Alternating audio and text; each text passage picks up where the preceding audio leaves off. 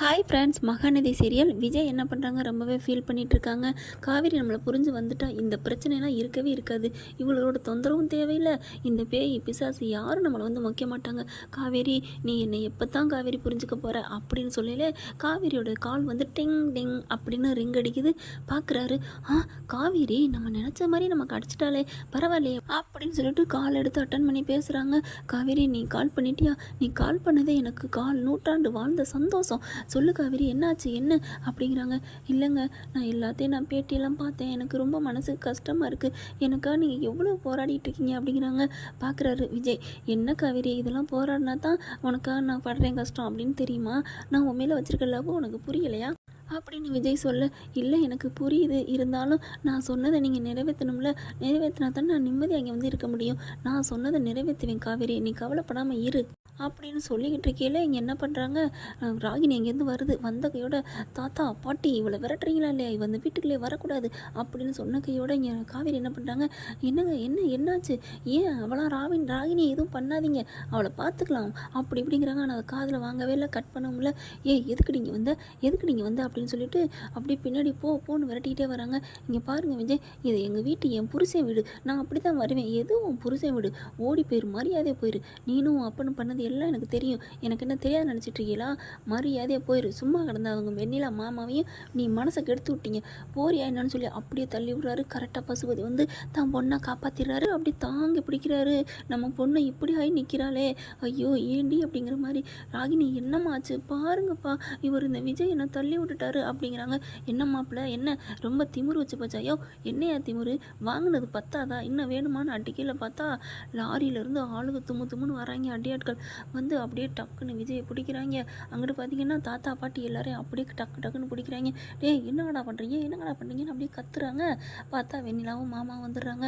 அவங்க வெண்ணிலாவுக்கு கொஞ்சம் மனசு உறுத்து தான், எதுக்கு இதெல்லாம் பண்ணுறீங்க, இப்படிலாம் பண்ண வேணாம், என் விஜய் ரொம்ப நல்லவர், அவரை விடுங்கோ, அப்படிலாம் பண்ணாதீங்கோ அப்படின்னு வெண்ணிலா சொல்ல, எல்லாத்துக்கும் நீதானடி சூத்திரதாரி, இப்போ என்ன விடுங்க நொடுங்கங்கிற அப்படின்னு கல்யாணி பாட்டி செம்மையாக தான் சொல்கிறாங்க.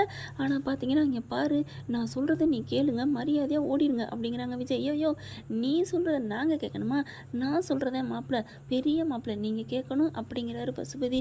என்னையா கேட்கணும் அப்படின்னு கேட்கல, என்ன கேட்க போகிறோம், வெளியில் வாமா, உங்களத்தில் மாலையை போட்டுக்கோ, தாலியை கொடு, விஜய் கையில் கொடு அப்படின்னு சொல்லி விஜய் கையில் திணிக்கிறாங்க. அவர் வாங்க மாட்டேங்கிறாரு. என்ன மாப்பிள்ளை, இப்போ தானே நான் என்ன பண்ணணும்னு கேட்டீங்க, அப்புறம் சொன்னால் கேட்க மாட்டேங்கிறீங்க, இதுதான் உங்ககிட்ட பிடிக்காத கெட்ட பழக்கம், சொல்கிற பிச்சை கேளுங்க பெரிய மாப்பிள்ள அப்படிங்கிறாரு. நான் அடிச்சேன்னு வைவேன், உன் முகரம் முடிய எங்கே எகிரிடும், ஞாபகம் வச்சுக்கோ அப்படி இப்படின்னு கத்துறாரு. வாயை மூடுங்க அப்படின்னு சொல்கிறாங்களா. வில்லைங்க வந்தவங்க என்ன பண்ணுறாங்க, விஜய் வாயை பிளாஸ்டரி போட்டு ஒட்ட பார்க்குறாங்க. இது எல்லாத்தையுமே லைனில் கேட்டுக்கிட்டே இருக்கிற காவேரி அங்கே இருக்க முடியாமல் அலறி அடித்து ஓடி வராங்க. அங்கே வெண்ணிலா அப்போ தாங்க காவேரி வீட்டுக்கு போய் கேட்குறாங்க, நீங்கள் இந்த மாதிரி என் விஜயை விட்டு கொடுங்க, உங்களுக்கு வேணுமா, நீங்கள் வேணான்னு தானே வந்தீங்க அப்படின்னு, என்னமோ கடலை மிட்டாய் வேணுமா, உங்களுக்கு பிடிக்கலன்னா என்கிட்ட கொடுங்க, எனக்கு பிடிக்கும் நான் தின்னுக்கிறேன் அப்படிங்கிற மாதிரி விஜய் போய் கேட்குறாங்க. என்னம்மா நிலமை பார்த்தீங்களா. காவேரி பதில் சொல்கிறதுக்கு முன்னாடி அவங்க ஆத்தாக்காரி, இங்கே பாரு, அவனுக்கு எங்களுக்கு எந்த சம்மந்தம் இல்லை, நீ கல்யாணம் பண்ணிக்கோ, என்ன வேணால் பண்ணிக்கோ அப்படின்னு சொல்லி விரட்டிடுறாங்களா. வெண்ணிலா சந்தோஷத்தில் வந்து அதுக்கப்புறம் தாங்க வீட்டுக்குள்ளேயும் வர்றாங்க, தாலி கட்ட சொல்கிறாங்க. ஆனால் முடியவே முடியாதுன்னு மறுக்கிறாரு. இது எல்லாத்தையுமே லைன்லேருந்து கேட்குற காவேரி பறந்து அடிச்சு சிட்டா ஓடி வர்றாங்க. இங்கே பார்த்தா தாலியை கட்டுறியா இல்லையா அப்படின்னு சொல்லிட்டு தாத்தா பாட்டி கழுத்தில் வச்சிடுறாருங்க. அப்படியே ஆயுதத்தை வச்சுட்டு, இங்கே பார், தாலியை கட்டுறான் அப்படின்னு சொல்லிட்டு பசுபதி மிரட்டா. ஏன்டா உனக்கு கொஞ்சம் கூட மனசாட்சி இல்லையா, உன் பொண்ணு அந்த வீட்டில் வச்சு வாழ வச்சுட்டு இருக்கிறே, அவன் ஜோத்தை தின்னுட்டு அவனுக்கே துரோகம் பண்ணியா, ஏண்டிமா நீ நல்லாவா இருப்ப அப்படின்னு பாட்டி கத்த. உடனே ராகி நின்றுட்டு, அப்பா இந்த பாட்டி இந்த கிளவி வாயில் கொஞ்சம் பிளாஸ்டரை வச்சு மூடுப்பா அப்படிங்கிற டக்குன்னு மூட போகிறாங்க. அப்படி இது கரெக்டாக வச்சு ஒட்டி விட்டுறாங்களா. அதுக்கப்புறம் தாத்தா பார்க்குறாரு, விஜய் நீ தாலி மட்டும் கட்டிடாதடா, எங்களுக்கு என்ன ஆனாலும் பரவாயில்ல, நீ தாலி கட்டாத அப்படிங்கிற. ராகி நின்றுட்டு, அப்பா அப்படிங்கிறாங்களா. உடனே கவலைப்படாதம்மா, அவர் வாயும் பொத்தணும் அவ்வளோதானே, தாத்தா வாயும் பொத்துங்கடா அப்படிங்கிறாங்க. தாத்தா வாயும் மூடிடுறாங்க. அதுக்கப்புறம் விஜய் இருந்து தவிக்கிறாரு. விஜய் என்ன பண்ணாரு, கஷ்டப்பட்டு அந்த வாயில் ஒட்டி இந்த பிளாஸ்டியை துப்பிடுறாருங்க. அடப்பாவி, என்னடா பெரிய வேறு லெவலில் தான் போ அப்படிங்கிறாங்க பசுபதிங்க. பார், என்ன ஆனாலும் சரி, கட்டல் அழகு ஓஞ்சாலும் சரி, என்னோட காதல் காவேரி மேலே உள்ள காதல் என்றைக்குமே ஓயாதுடா. காவேரி தான்டா என் பொண்டாட்டி, என்னடா நினச்சிட்ருக்கீங்க, காவேரி எப்படி எனக்கு இந்த உலகத்தில் எதுவும் பெருசு இல்லைடா, தயவு செஞ்சு சொன்னால் கேளுங்கடா, நான் உன் பொண்ணு, இந்த பொண்ணை கல்யாணம் பண்ணி நான் நிம்மதியாக வாழ முடியாது மாமா. வெண்ணிலா மாமா சொல்கிறத கேளியா, உன் பொண்ணோட நான் வாழ முடியாது. என்ன மாப்பிள்ள, நீங்கள் அந்த பொண்ணை உயிருக்குயிராக விரும்பினா தானே? நான் விரும்பினேன் தாயா, இல்லைன்னு சொல்லலையா? அதுக்கு என்னையா பண்ணுறது? நான் 5வது படிக்கல டீச்சரை லவ் பண்ணேன் தான், அதுக்காண்டி அந்த பொண்ணு கூட நான் வாழ முடியுமா? என்னையா நீ? அதெல்லாம் அது ஒரு காலம் முடிஞ்சு போச்சு. ஆனால் இப்போ இருக்கிறது என் காவேரி மட்டும்தான். என் காவேரி என்னை விட்டு எங்கே போனாலும் நான் அவளை விட்டு நான் போக முடியாதியா. இனிமேல் எனக்கு எதுவுமே இல்லை. நான் தயவு செஞ்சு சொல்கிறேன் வெண்ணிலா, ப்ளீஸ் கொஞ்சம் சொன்னால் புரிஞ்சுக்கோ. ஏன்டி இப்படி படுத்தி எடுக்கிற? உன் மேலே எனக்கு காதல் உணர்வே வல்லடி. நாங்கள் 2 பேரும் ஒன்றா வாழ்ந்துட்டோண்டி அப்படி இப்படிங்கிறாங்க.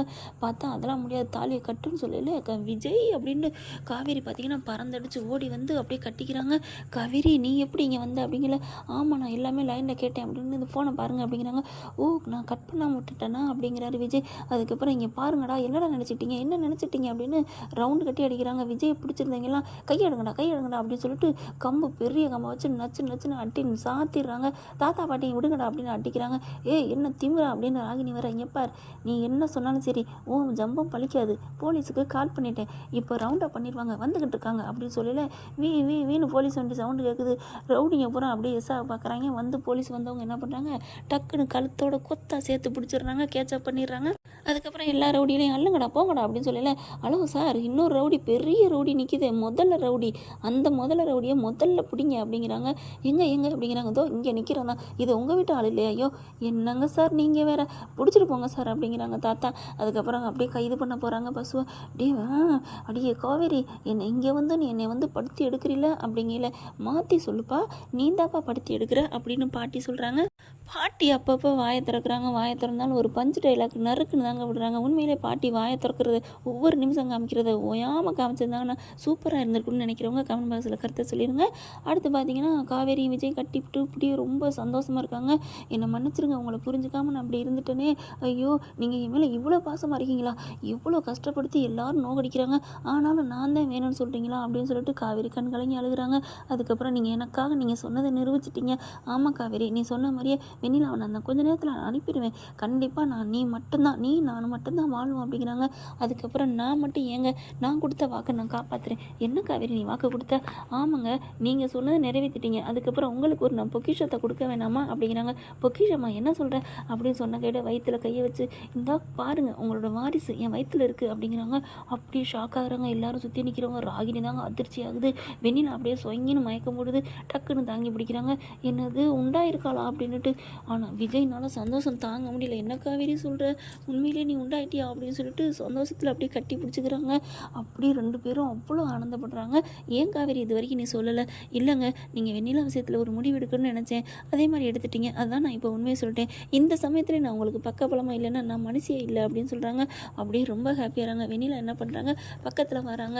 ஏன் காவேரி, அப்புறம் வேணான்னு சொன்னேன், நான் அவ்வளோ வந்து கெஞ்சி கேட்டேன்ல, நீ வேணான்னு சொன்னனால தான் இப்போ நான் அவரை தாலி கட்ட சொன்னேன், கட்டாயப்படுத்தினேன், ஆனால் நீ இப்படி வயிற்றில் வாரிசு வச்சுக்கிட்டும் நீ பேசாமல் ஏன் காவேரி இருந்த அப்படின்னு கேட்குறாங்க. இல்லை, நீங்கள் 2 பேரும் நல்லா இருக்கணும்னு தான் நான் நினச்சேன் அப்படிங்கிறாங்க.